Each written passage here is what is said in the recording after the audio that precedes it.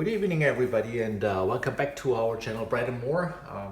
Today we want to show you how to do an overnight dough for the rolls. So basically we're gonna prepare the dough overnight and we let it rest and rise until the next morning. So tomorrow morning we will be baking real nice fresh rolls for breakfast. That said, I'll have my utensils here, scraper, whisker, and my wooden spoon, and our ingredients as well. So we have a gram of dry yeast, which is about a quarter of a teaspoon here. We have 8 grams of salt. We have 12 grams of olive oil. Rolls obviously need some olive oil. It's supposed to get better and smoother with that. We have 180 grams of cold water. Cold water because we want to have it rise slowly overnight. So overnight we have a little time, unless you sleep only 2 hours, and that might be a whole new way of rising dough for 2 hours. We need a little more, so try to sleep about 7 hours, 8 hours. A couple of glasses red wine will do the trick, I guess. In some cases maybe more, in some cases maybe less. And we have about 300 grams of bread flour. When I say about, I mean exactly 300 grams, right? I think this was 301, right? So make it 300 though. Right? So we start mixing the dough by using our water here in our bowl.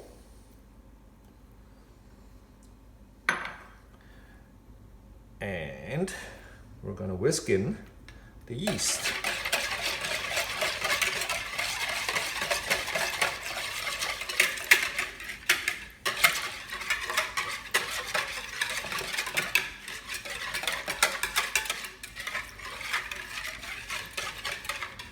As you can see, the bigger the bowl is, the harder it is to actually whisking the yeast. Some professionals might actually say, well, use a smaller bowl, whatever. We're not professionals here, we're amateurs, so amateurs showing you guys, how to do this. So I'm done with this whisker here, and we're gonna go over to adding the bread flour.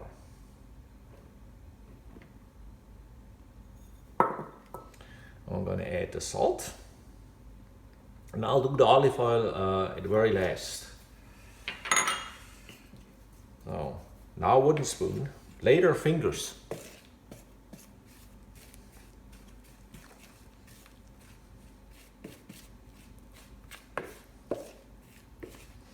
It's almost like preparing cement outside to pour a concrete slab or something, right? Well, concrete rolls, that would be it, wouldn't it? So let me mix it thoroughly. I think we're ready for the oil here. So that adds a little moisture to it as well. So the dough should actually take pretty nicely now.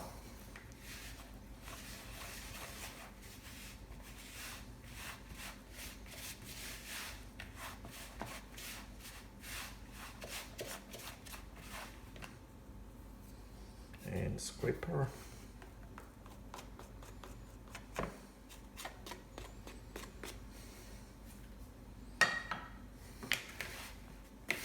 As you can see, the dough actually doesn't stick anymore. So the idea here is work in whatever is left in the bowl here. You can use your scraper to clean out the bowl on the sides. By the way, you find them anywhere on the internet, so invest a few bucks in it.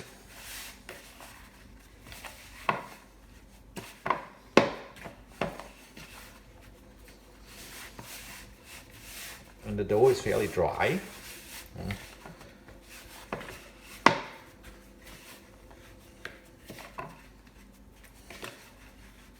I don't really need, I just press it down a little bit to have the rest here, what we have in the bowl, stick to it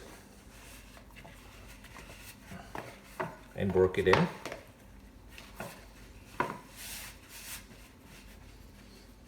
flatten it out.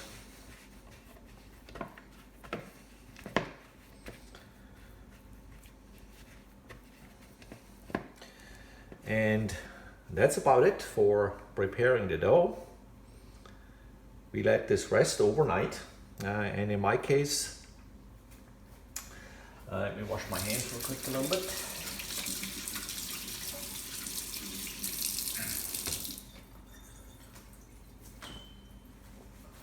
In my case here, we have a bowl with a lid, which is really nice. So, lid closed, press out the air. That's it. Just in case that lid pops, you can also cover it additionally if you have a bowl with lid. Otherwise, you just cover it with a kitchen towel. And that concludes the preparation of our overnight dough. Again, cold water because it helps that the dough doesn't rise that fast. We want to let it rise for at least 7 hours or so overnight, as it says. Don't put it in the freezer, just let it sit out there, room temperature, good enough. And I will see you back in the morning when we do our rolls. So it's early morning and we're getting ready to look what our dough actually did overnight. I'm gonna fold the kitchen towel, and it did something because it's kind of a little bulged out here. Yep, has nicely risen. Take a look. So now I need to get it out of this bowl here and see. Oh, look. Oh, it's not sticky at all. I'm going to put this to the side here a little bit. Give me a little flour here. Not too much. Oh, and throw this on here. It's still sticky. So that's good. So what we're going to be doing now is we're going to fold it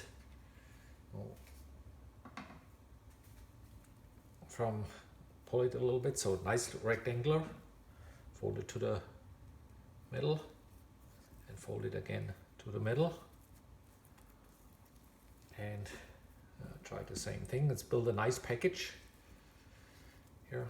Fold it to the middle and fold it to the middle. So you can see, nice package here. I'll shape it a little bit so it gets a little form, but it also gives you surface tension. So you'll see it almost comes back already.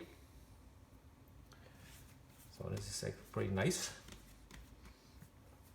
And now we wanted to have rolls for breakfast. Unfortunately, the wife made a different call in this one, and when I have rolls for dinner tonight together with our hamburgers. So I'm gonna have those rolls kind of a little bigger, and depending on the weight here, let me get my scale, put this to the side. Depending on the weight, I'm gonna make 4 rolls out of it. 490, 495, maybe even 5 rolls with about 95 to 100 grams each. Actually pretty nice. I'll leave the scale here. I'm gonna try to my dough cutter, nice dough cutter here, and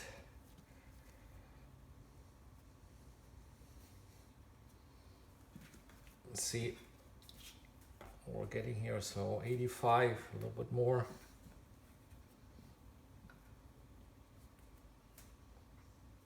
A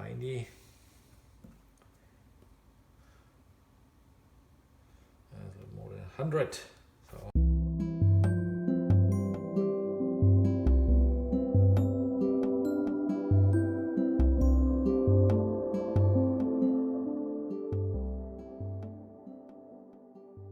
We'll have 5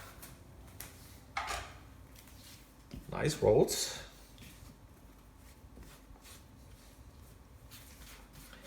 Shape them a little bit.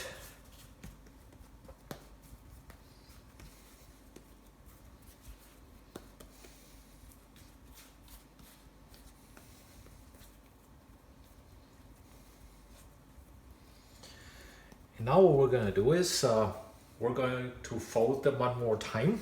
So get a little air in it as well, and plus get the surface tension. So you can start, of course, from left to right, from right to left. I'll start in the middle here.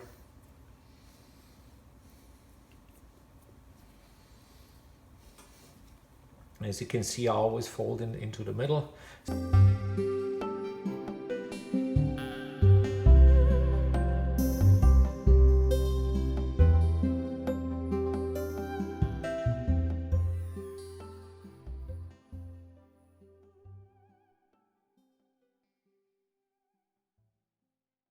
So again, keep in mind, we're doing here amateur work.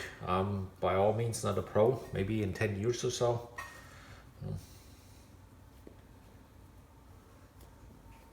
And I can already feel the surface tension actually increasing here, so I'll take it from there. So 5 rolls in a row, and now we're going to shape them and place them. So here's our baking sheet, and I will actually try to claw them here a little bit, as you can see. And important is, I'm actually not turning it over. I just work it in this way and place it here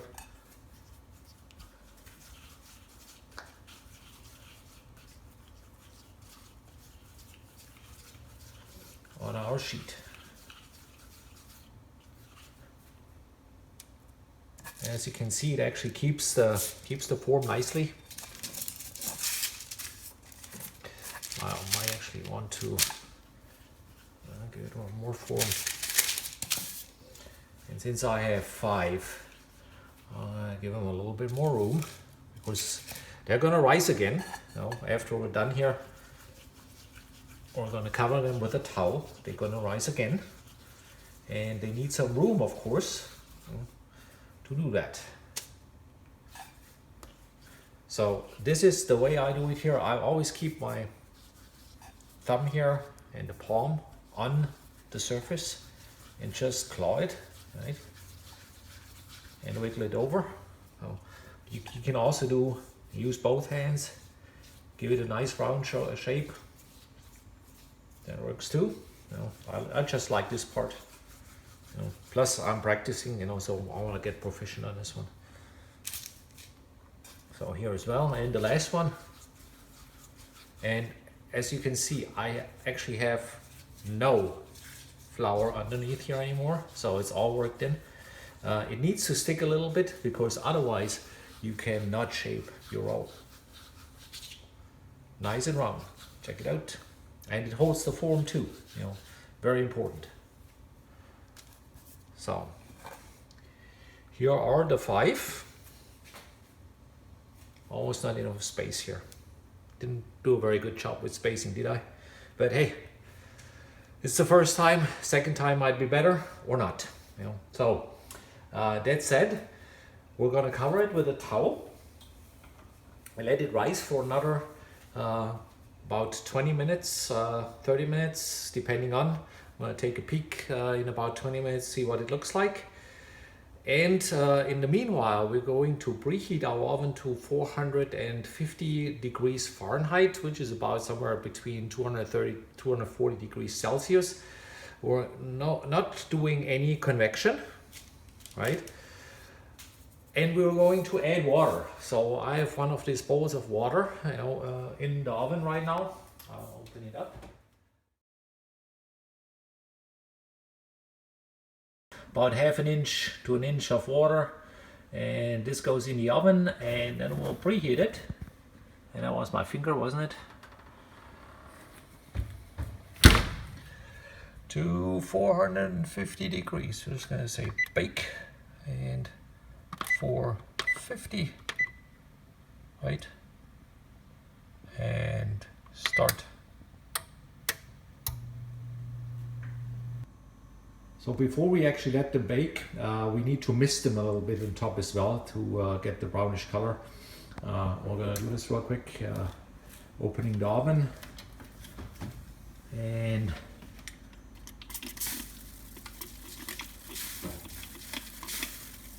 mist it.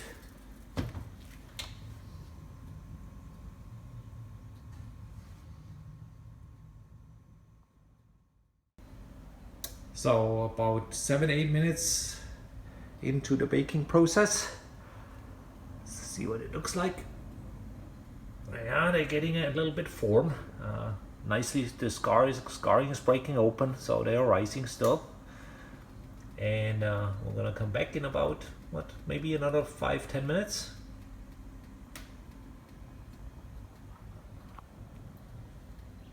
So a few minutes later, let's perform a color check. And they are getting really golden brownish. Amazing. That's my first shot on rolls ever.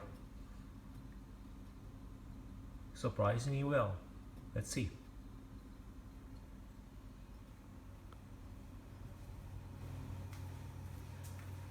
So baking time is over. I already moved them out of the oven, and they are sitting on the oven right now. So I'm going to move over here onto the rack here. Very careful. They are hot, really hot. Oh, hot. And 2 more. Oh, almost burned. Ow. So as you can see, it actually turned out very well, golden brown. Now I'm grabbing my glove here because I'm not gonna burn my fingers one more again. So nice and hollow. Should actually be some really nice rolls, and surprisingly they are actually golden brown on the cuts here, or from the scarring, golden on the side, and even as you can see a little brownish in the bottom. So just like a roll should be, and if we're lucky, they're even better on the inside. But in order to find that out, we'll have to wait a little longer, because they were really hot, as you could see. I actually burned my fingers a little bit. So what we will be doing later is we're going to cut one open right before we put the burger in. I'm going to also show you what it looks like with the burger, and I'll still need to find my burger and see how the fit is going to be. Well, the burger is going to overlap a little bit, but it's okay. More meat than dough. Not too bad. So let it cool down for about 15-20 minutes, making sure that we don't burn our fingers. Then we cut it open, and later on we will have the burger inside, and we'll take you a picture of that as well.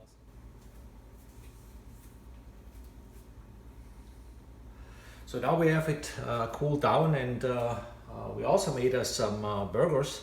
So they are actually turned out not to be that size anymore. I'm gonna grab the biggest roll here, move this to the side, move this to the middle, and now we're gonna cut this open.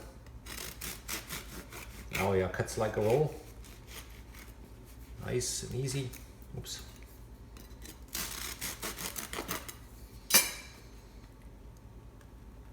Nice and fluffy, as you can see. Oh.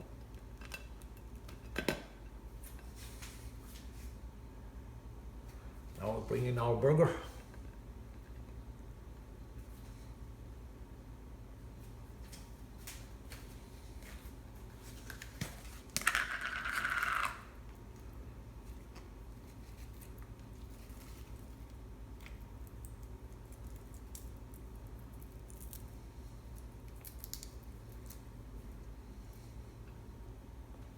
Oops.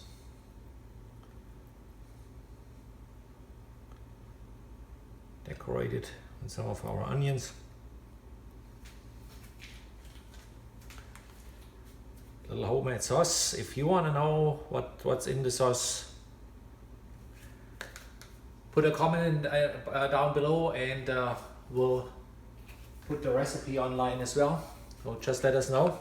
And here's what it looks like. Tastes good. Homemade rolls, homemade burger, and homemade sauce. Hope you enjoy.